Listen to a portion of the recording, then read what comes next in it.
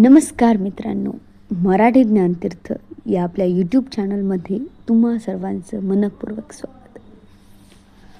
कल्पना करा की आपल्या वृद्ध आई वडिलांची सेवा करण्यात एखादा भक्त इतका मग्न आहे की साक्षात भगवान त्याच्या दारात येऊन उभे आहेत, पण तो लगेच देवाचं दर्शन घेत नाही. उलट तो भगवानांना म्हणतो, प्रभू कृपया तुम्ही थोडा वेळ थांबा, आधी मला माझ्या आईवडिलांची सेवा पूर्ण करू द्या. आणि आश्चर्याची गोष्ट म्हणजे सर्व शक्तिमान भगवान त्याच्या भक्ताचं म्हणणं ऐकून एका साध्या विटेवर उभे राहून त्याची वाट पाहतात. आजही पंढरपूरमध्ये विठ्ठलाची मूर्ती त्याच स्वरूपात दिसते, हात कमरेवर आणि विटेवरही उभी. पण हा प्रसंग नेमकं घडला कसा आणि भक्त पुंडलिक कोण होते? त्या एका सामान्य माणसाच्या सेवाभावाने भगवानांना पृथ्वीवर कायमचं का थांबावं लागलं? तर चला जाणून घेऊया पंढरपूरची ही अद्भुत आणि प्रेरणादायी कथा. पंढरपूर महाराष्ट्राचं आध्यात्मिक हृदय. महाराष्ट्रातील सोलापूर जिल्ह्यात वसलेलं पंढरपूर हे केवळ एक शहर नाही, तर कोट्यावधी भाविकांचं श्रद्धास्थान आहे. येथील श्री विठ्ठल रुक्मिणी मंदिराला भारतातील सर्वात पवित्र वैष्णव तीर्थांपैकी एक मानलं जातं. दरवर्षी आषाढी व कार्तिकी एकादशीला लाखो वारकरी शेकडो किलोमीटर पायी चालत येतात आणि त्यांच्या ओठावर एकच गजर असतो, ज्ञानोबा माऊली तुकाराम, ज्ञानोबा माऊली तुकाराम.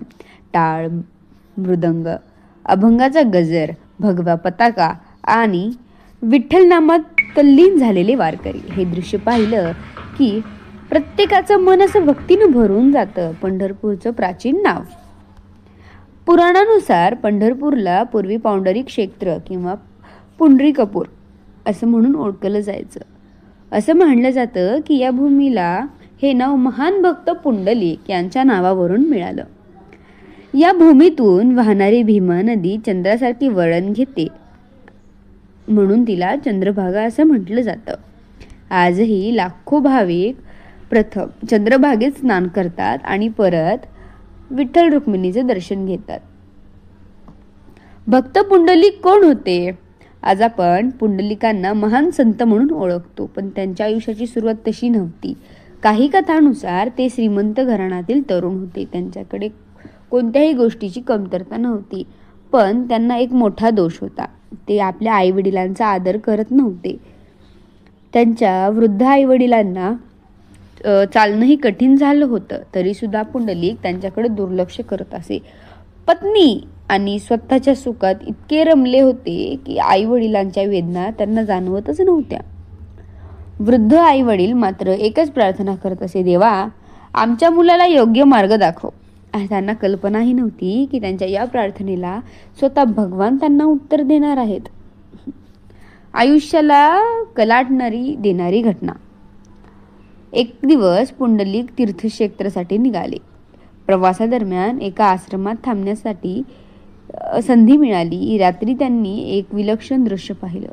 काही दिव्य स्त्रिया आश्रमात आल्या. त्यांच्या अंगावर चिखल आणि धूळ होती. त्यांनी आश्रम स्वच्छ केला, ऋषींची सेवा केली आणि पुन्हा त्या निघून गेला. पुंडलिकांना हे दृश्य पाहून आश्चर्य वाटलं की दुसऱ्या दिवशी ते ऋषींना विचारलं, ह्या स्त्रिया कोण होत्या? आणि ऋषींनी उत्तर दिलं, त्या गंगा, यमुना आणि सरस्वती या पवित्र नद्यांचं 3 दिव्य स्वरूप होतं.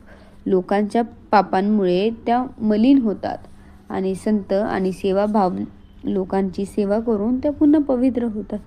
हे ऐकताच पुंडलिक विचारात पडतात. जर देवता ही सेवेला इतकं मोठं स्थान देत असेल, तर मी माझ्या जन्मदात्या आई वडिलांची सेवा का करत नाही? याच क्षणापासून त्यांनी त्यांच्या जीवनाला नवीन वळण मिळालं.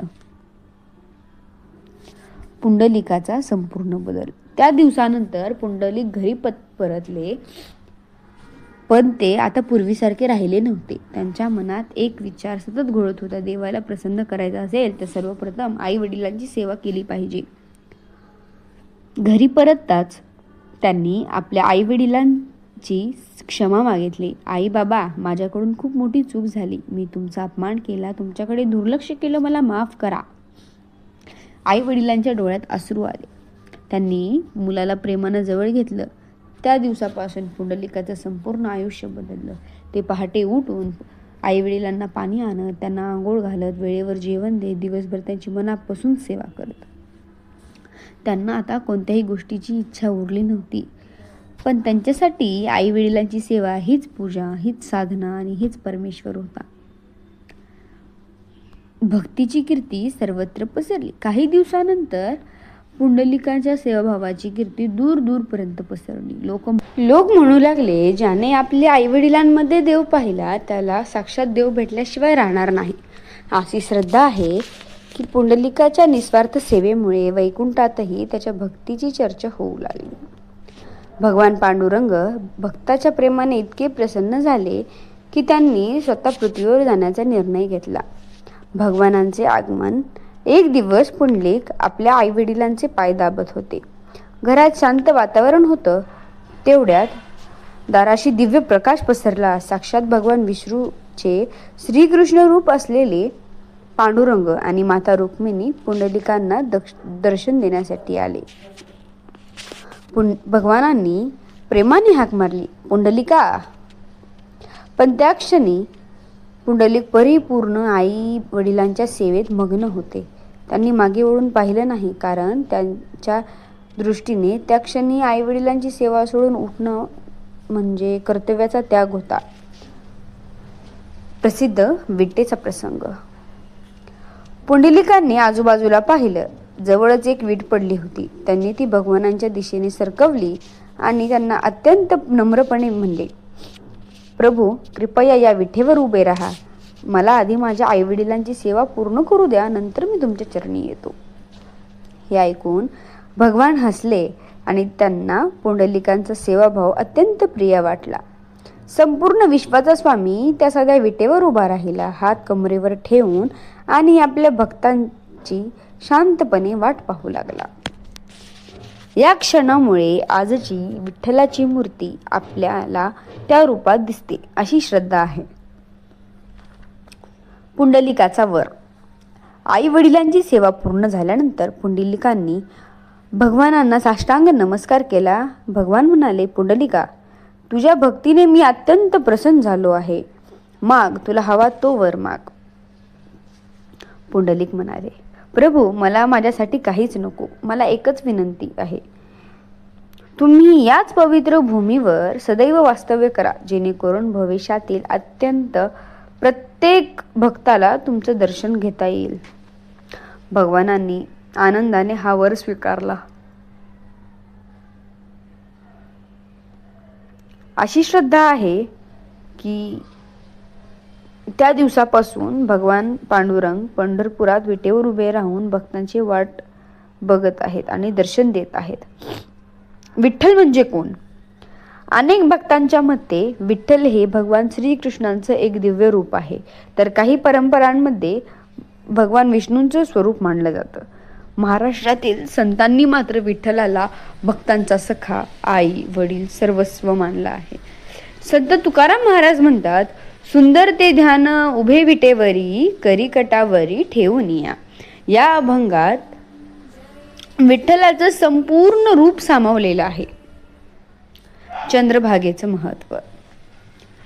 पंढरपुरातील भीमा नदी अर्धचंद्राकार वळण घेते, म्हणून तिला चंद्रभागा असं नाव पडलं. अशी श्रद्धा आहे की चंद्रभागेत स्नान करून विठ्ठलाचे दर्शन घेतल्यास मन शुद्ध होतं आणि भक्ती अधिक दृढ होते. म्हणून आजही लाखो भाविक प्रथम चंद्रभागेत स्नान करतात आणि नंतर विठ्ठल रुक्मिणीचे दर्शन घेतात. आषाढी आणि कार्तिकी वारी. दरवर्षी आषाढी कार्तिकी एकादशीला महाराष्ट्राच्या कानाकोपऱ्यातून लाखो वारकरी पायी पंढरपूरला येतात. संत ज्ञानेश्वर महाराज, संत तुकाराम महाराज व इतर संतांच्या पालख्या हजारो वारकऱ्यांसोबत पंढरपूरकडे मार्गक्रमण करतात. हातात टाळ, खांद्यावर भगवी पताका, मुखी अखंड नामस्मरण, ज्ञानोबा माऊली तुकाराम, ज्ञानोबा माऊली तुकाराम. हा जयघोष ऐकला की वातावरणच भक्तिमय होतं. वारी हा फक्त प्रवास नाही, तो श्रद्धेचा, समतेचा, प्रेमाचा आणि सेवाभावाचा महोत्सव आहे. या कथेचा खरा संदेश. भक्त पुंडलिकाची कथा ही आपल्याला शिकवते की देवापर्यंत पोहोचण्याचा सर्वात सोपा मार्ग म्हणजे निस्वार्थ सेवा.